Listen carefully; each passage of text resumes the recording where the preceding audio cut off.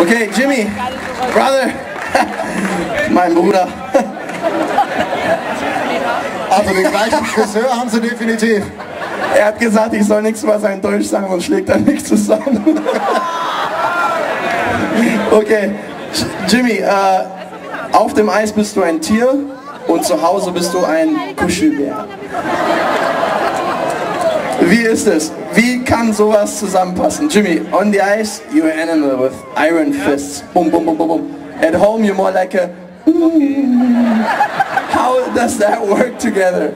Explain us. How do you do that?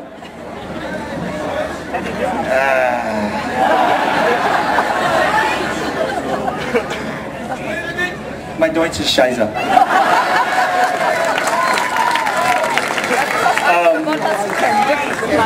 I think on the ice, you know, you want to compete and play for your teammates and play for the city that you live in and play for the Roosters and the name on the front of your jersey, and that helps you build a good team and stuff like that.